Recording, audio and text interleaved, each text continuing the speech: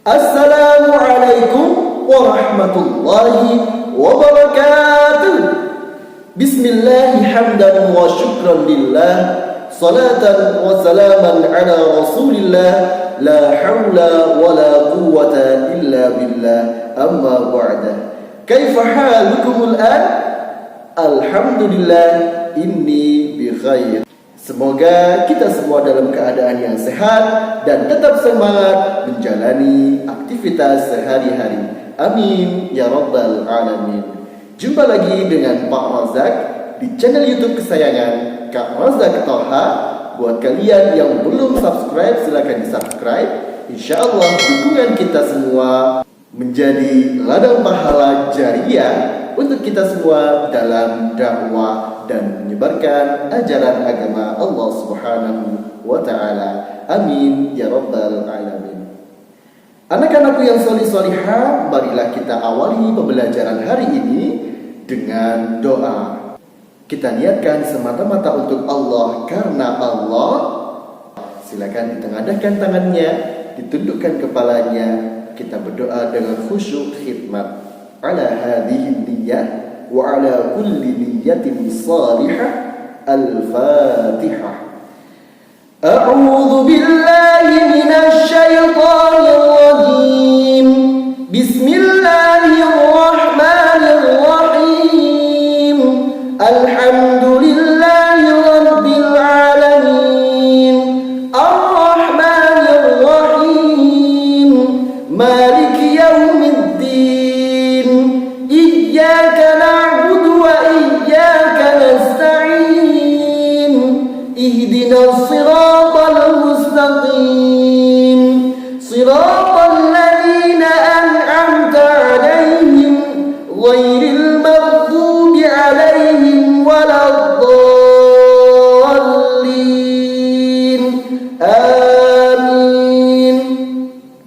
Raditu billahi rabba wa bil islam dina wa bi Muhammadin nabiyyan wa rasula.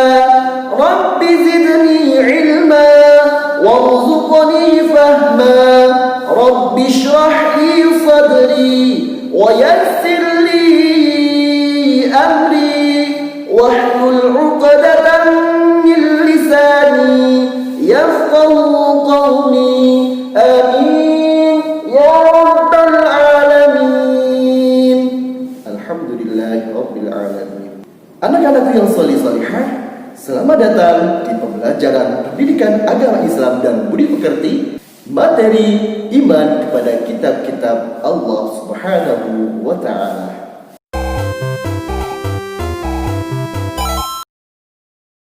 Masih ingatkah kalian iman kepada kitab Allah termasuk rukun iman yang keberapa? Ya, rukun iman yang ketiga. Apa saja kitab yang Allah turunkan yang wajib kita imani? Temukan jawabannya di video ini. So, pastikan kalian ikuti pembelajaran hari ini sampai selesai. Jangan di skip ya anak-anak hebat. Kalian siap? Check it out. Makna iman kepada kitab-kitab Allah. Kitab secara etimologi berasal dari bahasa Arab, yakni kitabun, yang artinya buku. Sedangkan secara terminologi, kitab adalah buku yang berisi firman-firman Allah yang disampaikan kepada para nabi dan rasul, ditulis pada kertas atau media lainnya, kemudian dibukukan menjadi satu. Kitab Allah sudah sepatutnya menjadi pedoman serta tuntunan bagi umat manusia dalam menjalani kehidupannya. Dengan adanya kitab, kita bisa membedakan mana yang hak, mana yang batil, mana yang benar, mana yang salah. Sedangkan iman itu sendiri, seperti yang kita pelajari pada kelas 7 kemarin, bahwasannya iman secara etimologi berarti percaya. Namun secara praktis, iman tidak hanya sekedar percaya, melainkan mempercayai dengan sepenuh hati, membenarkan dengan lisan, dan mewujudkannya dalam perbuatan. Jadi iman kepada kitab Allah artinya mempercayai dengan sepenuh hati, mengucapkan dengan lisan bahwa Allah Subhanahu wa ta'ala telah menurunkan kitab kepada Rasulnya sebagai pedoman hidup manusia serta mewujudkannya dalam perbuatan. Dalil perintah beriman kepada kitab Allah. Semua umat muslim wajib hukumnya beriman kepada kitab Allah. Karena itulah rukun iman yang ketiga. Ya, walaupun tidak semua kitab yang kita temukan saat ini bisa dipastikan orisinalitasnya atau kemurnian dan keasliannya, tapi paling tidak kita harus yakin bahwa Allah Subhanahu wa ta'ala pernah menurunkan kitab-kitab lain selain Al-Quran yang ada dalam genggaman tangan kita. Allah Subhanahu wa ta'ala berfirman di dalam Al-Quran surah An-Nisa surat keempat ayat 136. Mari kita baca bersama dengan khidmah. A'udzu billahi minasy syaithanir rajim. Bismillahirrahmanirrahim. Ya ayyuhalladzina amanu aminu billahi wa rasulihi aminu billahi wa rasulihi wal kitabil ladzi nazzala ala rasulihi wal kitabil ladzi anzala min qabl wa man yakfur billahi wa malaikatihi wa kutubihi wa rusulihi wal yawmil akhir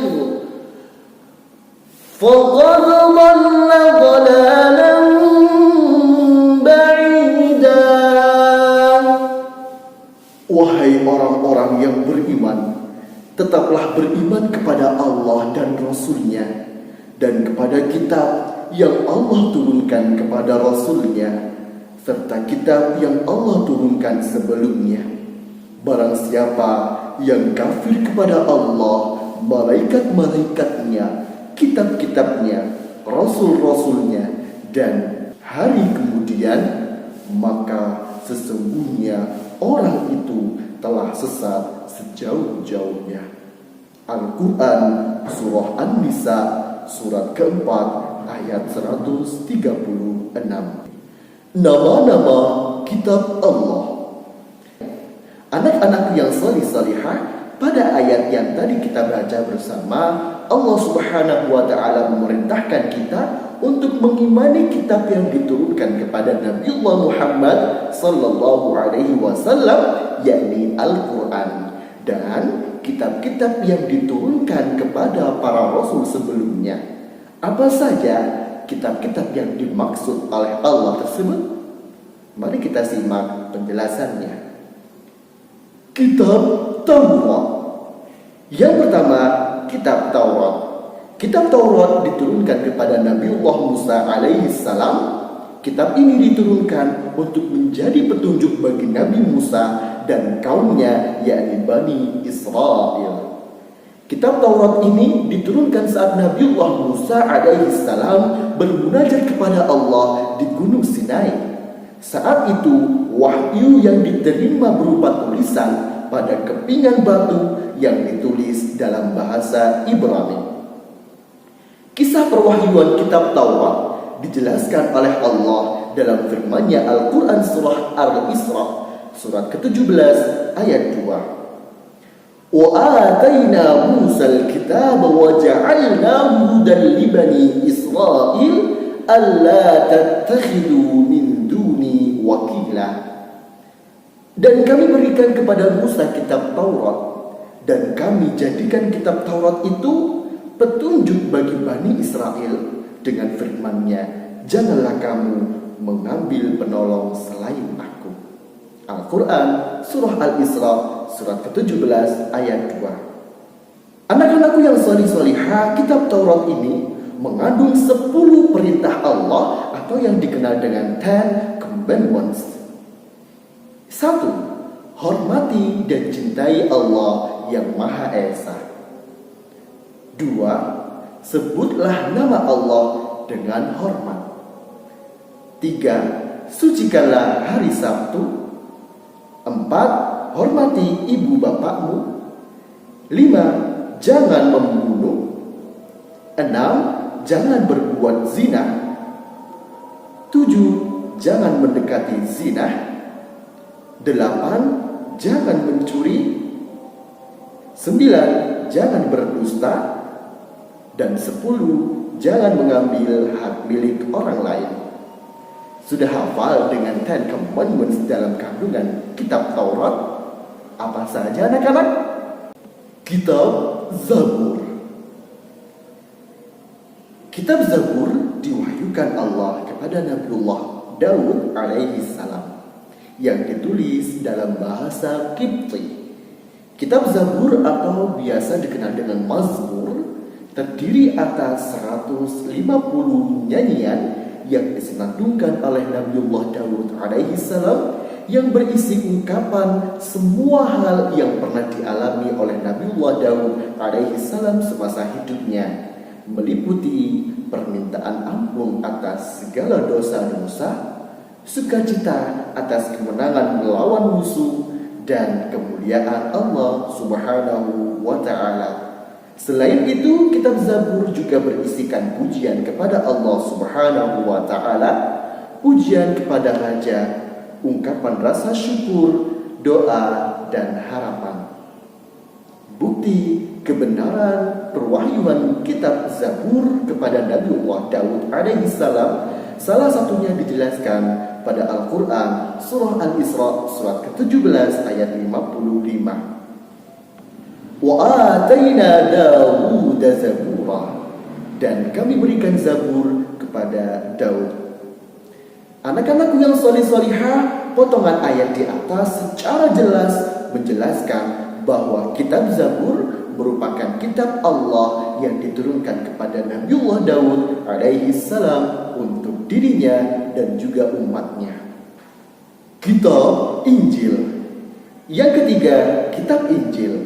Kitab Injil diterima oleh Nabiullah Isa alaihi salam sebagai pedoman baginya dan kaumnya, yakni Bani Israel. Kitab Injil ini mulanya ditulis dalam bahasa Suryani yang mengandung beberapa ajaran Allah secara umum, menyempurnakan kitab-kitab sebelumnya, yakni Taurat dan kitab Zabur. Secara garis besar, kitab Injil berisi perintah kembali pada tauhid yang diimami, pembenaran terhadap kitab-kitab yang diturunkan sebelumnya, dan perintah untuk hidup sederhana dan jauhi sifat tamak. Bukti perwahyuan kitab Injil ini dikonfirmasi oleh Al-Quran Surah Al-Ma'idah ayat 46 surat ke-5. Bismillahirrahmanirrahim. وَقَفَّيْنَا عَلَى آثَارِهِمْ بِعِيسَى بْنِ مَرْيَمَ مُصَدِّقًا لِمَا بَيْنَ يَدَيْهِ مِنَ التَّوْرَاةِ وَآتَيْنَاهُ الْإِنْجِيلَ فِيهِ هُدًى وَنُورٌ وَمُصَدِّقًا لِمَا بَيْنَ يَدَيْهِ مِنَ التَّوْرَاةِ وَهُدًى وَمَوْعِظَةً لِلْمُتَّقِينَ. Dan kami iringkan jejak mereka nabi-nabi Bani Israel dengan Isa putra Maryam, membenarkan kitab yang sebelumnya, yakni Taurat, dan kami telah memberikan kepadanya kitab Injil, sedang di dalamnya ada petunjuk dan ada cahaya yang menerangi, dan membenarkan kitab yang sebelumnya, yakni Taurat, dan menjadi petunjuk serta pengajaran untuk orang-orang yang bertakwa. Anak-anakku yang solih-solihah, secara gamblang ayat di atas menjelaskan bahwa Injil benar-benar kitab yang diturunkan oleh Allah Subhanahu wa ta'ala kepada Nabiullah Isa alaihi salam, yang membenarkan kitab-kitab sebelumnya sebagai petunjuk bagi orang-orang yang bertakwa. Faktanya, pada awalnya Injil disampaikan kepada Nabi Isa hanya diterima oleh 12 orang sahabatnya. Mereka biasa dikenal dengan sebutan Al-Hawariyun, yakni sahabat-sahabat Nabi Isa alaihi salam. Kedua-belas orang tersebut membantu Nabiullah Isa dalam menyebarkan ajaran-ajaran Allah. Akan tetapi di antara 12 orang itu ada beberapa yang murtad. Pengikut Nabi Isa yang murtad kemudian mengubah isi kitab Injil. Bahkan salah satu di antara mereka yang bernama Yahuza, Allah serupakan wajahnya menyerupai wajah Nabiullah Isa alaihissalam tatkala ia hendak memberitahukan tempat persembunyian Nabi Isa kepada orang-orang Yahudi yang berniat membunuh Nabiullah Isa. Sedangkan Nabi Isa diangkat oleh Allah ke langit, Yahuza ditangkap oleh orang-orang Yahudi dan disalib di papan penyaliban oleh orang-orang Yahudi yang hendak membunuh Nabiullah Isa alaihissalam. Subhanallah wa bihamdi, subhanallahil azim. Kitab Al-Quran. Dan yang keempat adalah kitab Al-Quran, yakni kitab yang diwahyukan oleh Allah kepada Nabiullah Muhammad sallallahu alaihi wasallam melalui perantara malaikat Jibril alaihi salam. Kitab ini adalah kitab terakhir yang menjadi penyempurna kitab-kitab sebelumnya. Pewahyuannya dilakukan secara mutawatir atau bertahap selama 22 tahun, 2 bulan, 22 hari. Dari sinilah Al-Quran terbagi menjadi Makkiyah dan Madaniyah sesuai waktu diwahyukannya. Kitab Al-Quran terdiri atas 30 juz, 114 surat, lebih dari 6.000 ayat, diawali dengan surah Al-Fatihah dan diakhiri dengan surah An-Nas. Faktanya, Al-Quran adalah satu-satunya kitab Allah yang terjaga keaslian dan kemurniannya saat ini sampai kelak akhir zaman. Masya Allah, sungguh beruntung kita yang cinta dan rajin membaca Al-Quran. Anak-anakku yang solih-solihah, secara umum isi pokok Al-Quran terbagi menjadi 5 prinsip. Yang pertama, prinsip akidah. Yang kedua, prinsip akhlak. Yang ketiga, prinsip ibadah. Yang keempat, prinsip syariat atau muamalah. Dan yang kelima, prinsip tarikh atau sejarah. Allah Subhanahu wa taala berfirman dalam Al-Qur'an surah Al-Furqan surah ke-25 ayat 1. Bismillahirrahmanirrahim. Tabarakalladzi nazzala al-furqana 'ala 'abdihi liyakuna lil 'alamin nadhira.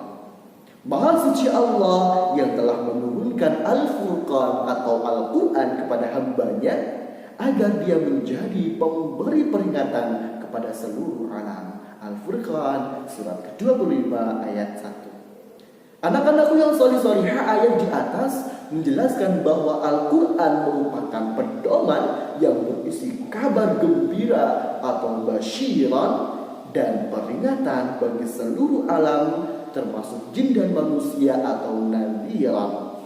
Selain itu, ayat tersebut menyebutkan Al-Quran dengan nama Al-Furqan yang berarti pembeda, karena Al-Quran dapat menjadi petunjuk bagi manusia untuk membedakan mana yang hak dan mana yang batil. Berikut nama-nama lain dari Al-Quran. Yang pertama, Al-Kitab atau Kitabullah yang artinya kitab Allah. Yang kedua, Al-Furqan atau pembeda. Yang ketiga, Al-Dzikr artinya pengingat. Yang keempat, At-Tanzil artinya yang diturunkan. Yang kelima, Al-Huda yang berarti petunjuk. Yang keenam, Ar-Rahmah yang berarti karunia. Yang ketujuh, Al-Mau'izah berarti pelajaran atau nasihat. 8, Al-Qaul berarti perkataan atau ucapan. 9, Al-Balagh berarti penyampaian. 10, Al-Bayan berarti penerang atau penjelas. Selanjutnya Al-Hadi yang berarti memberi petunjuk. Kemudian Al-Haq artinya kebenaran. Selanjutnya an-nur berarti cahaya. Selanjutnya al-hukum berarti peraturan atau hukum. Dan yang terakhir al-syifa berarti obat atau penyembuh. Itulah tadi nama-nama lain dari Al-Quran, kitab yang menjadi pedoman kita. Selanjutnya kita akan masuk kepada materi perbedaan suhuf dan kitab. Sebelumnya Pak Razak mau tanya kepada kalian, kira-kira kalian sudah tahu tidak apa itu suhuf? Apa bedanya suhuf dan kitab? Kalau belum tahu, silakan kalian simak dengan sesama.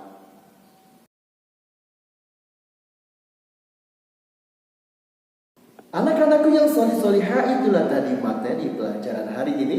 Semoga manfaat barakah fid din wa dunya wal akhirah. Jangan lupa setelah kalian mengikuti pembelajaran hari ini, kalian klik link yang sudah Pak Rozak sertakan di description box.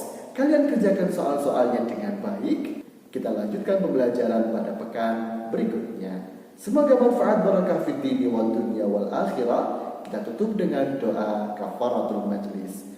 Subhanaka Allahumma wa bihamdik ashhadu an la ilaha illa ant astaghfiruka wa atubu ilaik walhamdulillahi rabbil alamin.